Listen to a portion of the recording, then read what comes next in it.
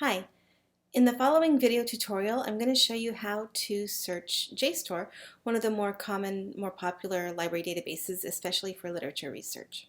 Okay, I am at the college homepage, and from the college's homepage, I need to get to the library's website. There's a few ways to do that, but the quickest is to go down to the bottom to this blue banner and just click on the word library. And that'll take me to the library's homepage. And now that I'm at the library's homepage, I can search through pretty much all the databases at one time by clicking here where it says start your search, but that's going to give me a lot of results. And since I know that that for literature, my best databases that we have at West are going to be JSTOR and Project Muse, I'd rather just search those specific databases and have a lot fewer results to go through. So I'm going to come here where it says databases here on the left, and I'm going to click on that to see a list of our databases, and I'm going to scroll past the ebooks and the videos and go to article databases, which is where your research will be coming from. And you'll notice that they're in alphabetical order by vendor. I'm going to go down to JSTOR, and a little below JSTOR you'll see Project Muse, the other database that's very useful for your research for this class. But I'm going to start in JSTOR, so I'm going to click on JSTOR, and I'm blocked from going any further until I can verify that I am affiliated with West Los Angeles College. So I'm going to go ahead and type in my username and password, which for you will be your username will be your student ID number. Your password is going to be the 2-digit month, 2-digit day combination of your birthday. So if you were born today, your birthday would be 0626, so the month and the day. So it's not the same password that you use to access the student information system. Okay, so now that I'm recognized as a user affiliated with West Los Angeles College, I now have access to JSTOR. And you'll notice that JSTOR has a simple search box. Looks kind of like a Google search box. It's just one simple search box. And I'm going to start by searching for the name of a book that I'm interested in, Wuthering Heights.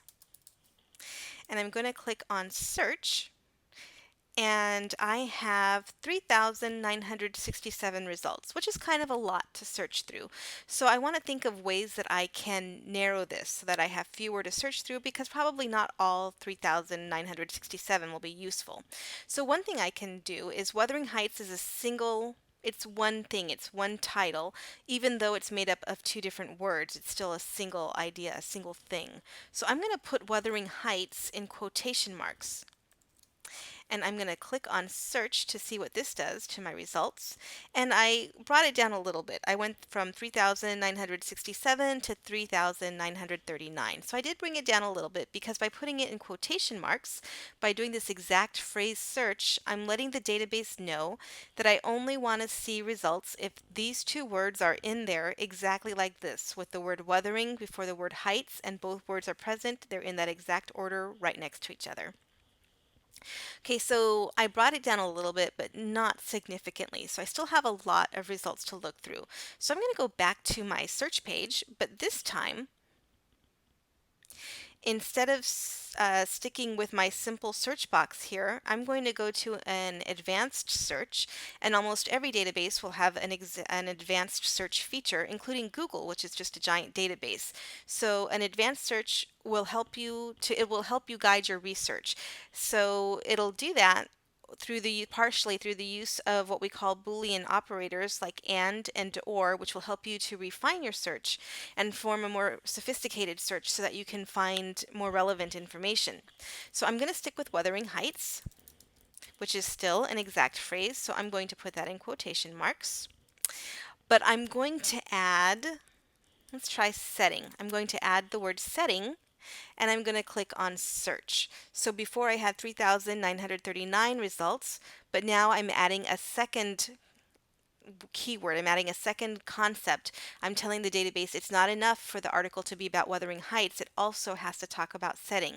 So now both of these conditions need to be met. So what would you expect to happen if both the conditions need to be met?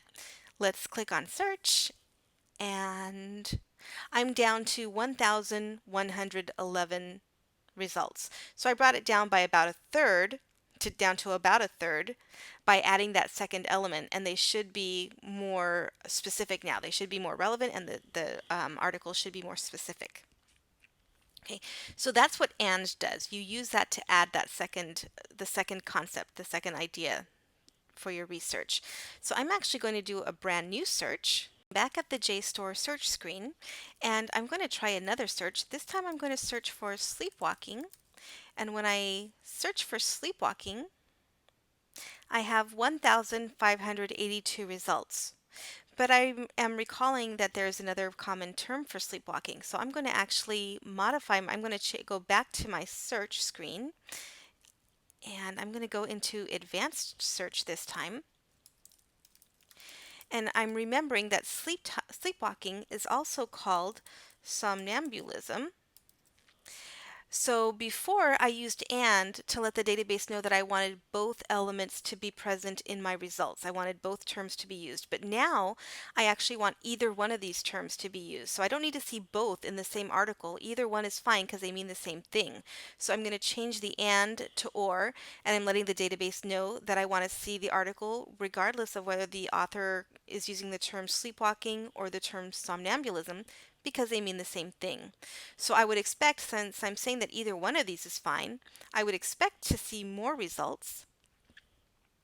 So when I click on search, I'm now up to 2,725 results. So I have over 1,000 more results than I had before. Now I realize that when you're doing research and you have a lot of results, you want to narrow your results, but you want to narrow your results the right way. You don't want to omit really good articles just because you and the author are using different vocabulary. Okay, so I would want to use both of these terms because they are both really common ways of describing sleepwalking. Okay, so I'm going to go back and search. We're going to put both of these together, the and the or. Once again, I'm going into advanced search. And I'm going to go back to looking for Wuthering Heights, oops, in quotation marks.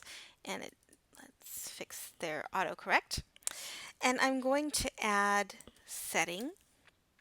But I'm telling the database both of these elements have to be in my results. It has to be about Wuthering Heights. It has to be about setting. But for setting, I'm especially interested in accents. So I'm going to search for accents.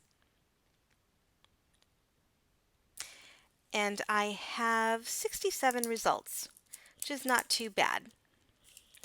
But I'm going to modify my research because I want to include something that's closely related to accents, which is dialect.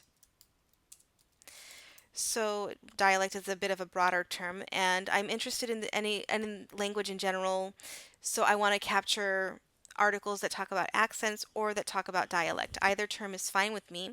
So now when I click on search, instead of having 67 results, I have 216 results. So there's over 100 articles that discuss dialect that maybe didn't discuss specifically accents. But both of them are interesting to me, so I want to see all of those results. So I use the and to include Wuthering Heights and setting, and this third element of language, either term, accents, or dialect. Okay, so now when I'm looking through my results, if I see something that sounds interesting to me, I can click on the result, or I can click on download PDF. You'll just have to accept their terms and conditions, and you'll have the document downloaded. So the first page is usually just citation information, and then you get down to the article itself. Okay.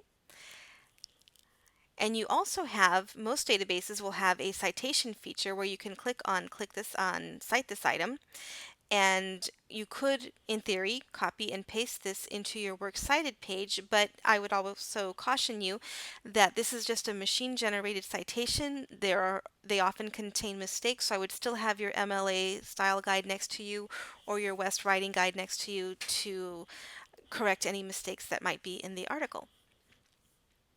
Okay, so I hope this has been helpful. Please feel free to contact me. I'm here to help you, and I'm delighted to help you if you have any trouble with your research or any questions about your research.